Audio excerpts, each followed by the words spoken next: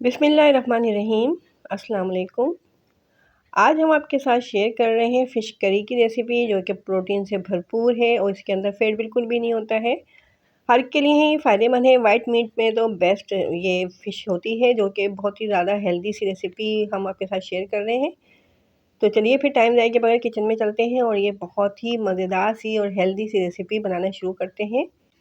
तो हमने 800 ग्राम के करीब ली थी ये फ़िश, जो कि हीरा फ़िश है हमारे पास।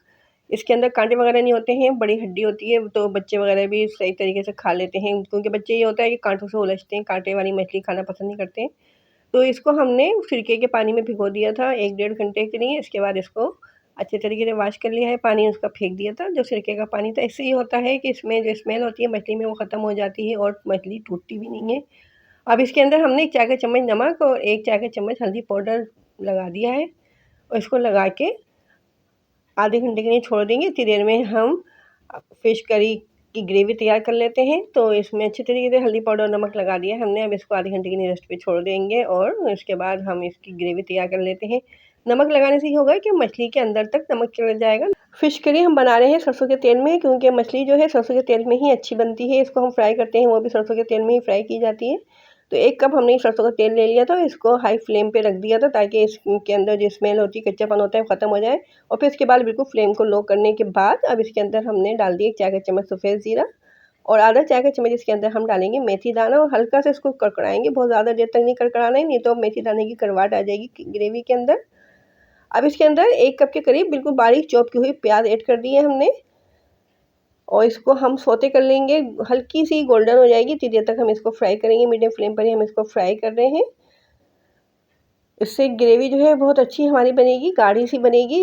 प्याज़ को हमने चॉप करके डाला है, अगर आप चाहें तो प्याज़ को पीस के भी डाल सकते हैं। तो देखें प्याज़ हल्की-हल्की सी गोल्डन नज़र आ रही होगी आपको। अब इसके अंदर 3 खाने की चम्मच अदरक लहसुन का पेस्ट डाल दिया हमने और 1 चाय का चम्मच नमक डालेंगे। नमक हमने फ़िश में भी लगाया था, तो इसलिए इस वक़्त हम नमक थोड़ा कम ही ऐड करेंगे। अदरक लहसुन को हल्का सा फ्राई कर लेना है और अगर लगने लगे तो इसके अंदर हल्का सा पानी का छींटा दे देंगे, ताकि लहसुन अदरक इसके अंदर लगे नहीं। तो लहसुन अदरक अच्छे तरीके से भुन चुका है।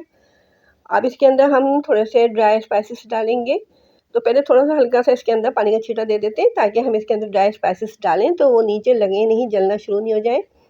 तो हम आधा चाय का चम्मच इसके अंदर डाल रहे हैं सूखी मिर्च का पाउडर और इसके अंदर डालेंगे हम ये धनिया पाउडर। 1 खाने का चम्मच धनिया पाउडर ऐड कर दिया है। 1 चाय का चम्मच इसके अंदर हल्दी पाउडर डाल रहे हैं और ग्रेवी में बहुत अच्छा सा कलर लाने के लिए आधा चाय का चम्मच इसके अंदर कश्मीरी लाल मिर्चें डाल रहे हैं। अगर आपके पास नहीं हो तो आप इनको स्किप कर सकते हैं। और 1 चाय का चम्मच चॉप की हुई हरी मिर्चें, 3-4 हरी मिर्चों को हमने चॉप कर लिया था, तो तकरीबन 1 चाय का चम्मच वो बन गई थी। अब ये जो मसाला है हमारा, इसको अच्छे तरीके से भूनेंगे और थोड़ा-थोड़ा सा पानी भी डालते जाएँगे, ताकि मसाला नीचे लगे नहीं, नहीं तो ग्रेवी में फिर जलने की स्मेल आ जाएगी। तो थोड़ा-थोड़ा सा पानी डाल के देखें, मसाले को हमने तकरीबन 5 से 7 मिनट तक भून लिया है।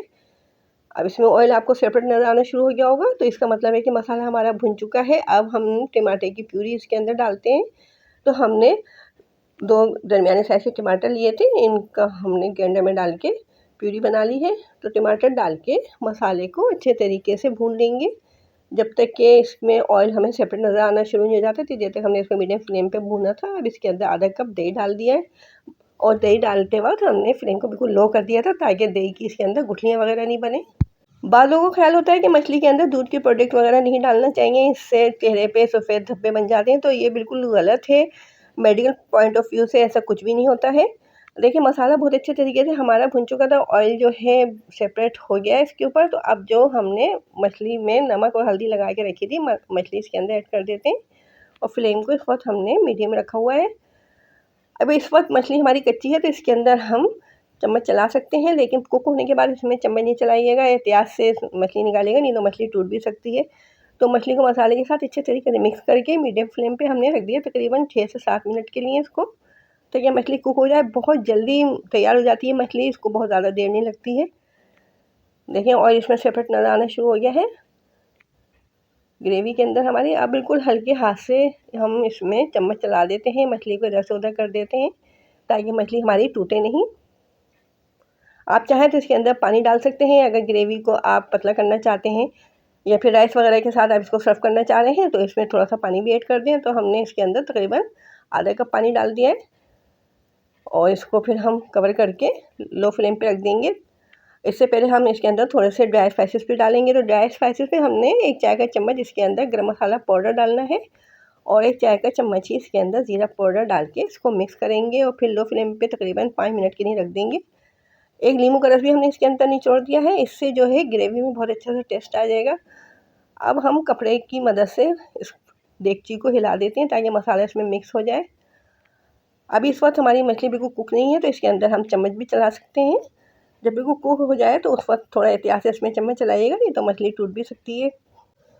अब 4-5 इसके अंदर हरी मिर्चें डाल के हम इसको 5 मिनट के लिए लो फ्लेम पे रख देते हैं। थोड़ा सा पानी हमने इसके अंदर और ऐड कर दिया है, ग्रेवी हमें थोड़ी गाढ़ी लग रही थी, तो 4-5 हरी मिर्चें हमने इसके अंदर डाल दी हैं। अब देगची को हम कर देंगे कवर और 5 मिनट के लिए बिल्कुल उसको लो फ्लेम पे छोड़ देंगे, ऑयल ताकि इसके ऊपर आ जाए। हम इसको चपाती के साथ सर्व कर रहे हैं, इसलिए हमने ग्रेवी थोड़ी गाढ़ी रखी है। अगर आप राइस के साथ सर्व करना चाहें तो ग्रेवी को आप पतला कर सकते हैं, पानी इसके अंदर और ऐड कर सकते हैं। तो अगर आपको फ़िश करी की रेसिपी पसंद आ रही है, चैनल पे आप नए भी हैं और अभी तक चैनल को आपने सब्सक्राइब भी नहीं किया है, तो जल्दी से चैनल को सब्सक्राइब कीजिए। देखिए अब हम इसको प्लेट में निकाल लें सर्विंग के लिए। फ़ाइनल लुक इसकी आपको दिखाते हैं। बहुत ही मज़ेदार सी हमारी ये फ़िश करी की रेसिपी तैयार हो चुकी है, जो कि इस मौसम में तो बहुत ही ज़्यादा मज़ा देगी। जब हल्की-हल्की सी हवा चल रही हो और मौसम में थोड़ी-सी खुनकी महसूस होने लगी, तो ऐसे मौसम में तो इस तरह की रेसिपी बहुत ही ज़्यादा मज़ा देती हैं। देखें, तमाम इसके जो पीस हैं बिल्कुल साबुत हैं, टूटे नहीं हैं।